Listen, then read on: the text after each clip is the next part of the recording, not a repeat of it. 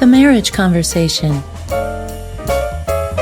Discovering new pathways to intimacy in marriage. With your host, Dr. Stephen Frew.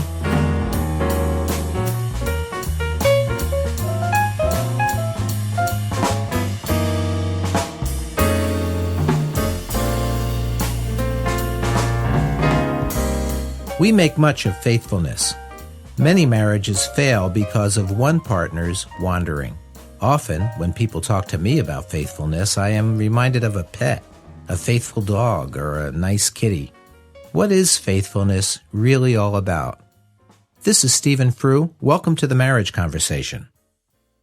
All of us have known betrayal. All of us have been left out, left down, tricked, deceived, manipulated. We know the pain of someone being not who we thought they were, but someone else entirely. We long for a relationship that we can count on, someone we can completely trust, someone who would never trick us, lie to us, abandon, or fool us. This longing may be at the heart of much unfaithfulness. Here's a story. When Judy and Bob married, she felt incredibly fortunate. She said, "I have found my Moskowitz." He was her ideal mate, a man of high standing in the community, a professional, warm and articulate. She knew he was quality. She called him a relational Boy Scout. The celebration of their wedding was an event. Friends, family, neighbors all gathered at the beach for what truly seemed a perfect match. Soon Judy was coaching other women on how to find the perfect mate. She considered writing a book about their meeting, their choice of each other, their marriage. It was a marriage made in heaven, and she would do everything in her power to please Bob and to show him how grateful she was to have him. Bob did the same. He regaled friends with stories of the perfect match. "We're so compatible," he'd say. "She seems to know what I'm going to say before I even say it. The sex was unbelievable. I've never had a relationship like this."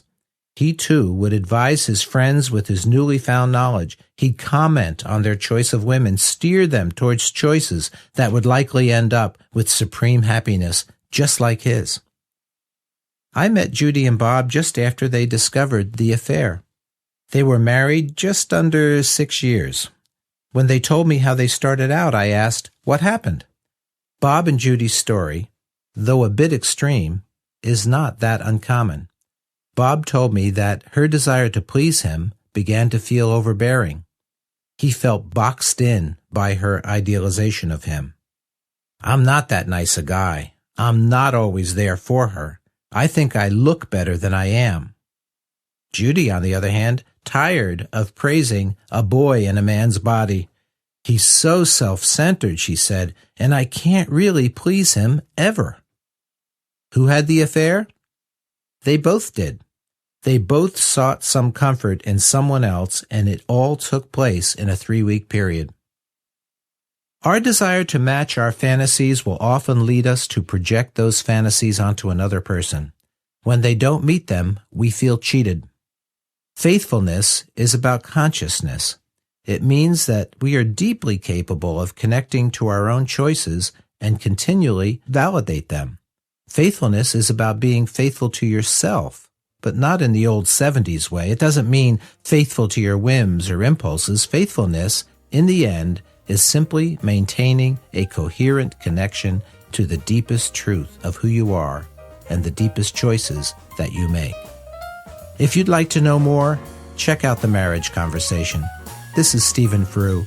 Thanks for listening.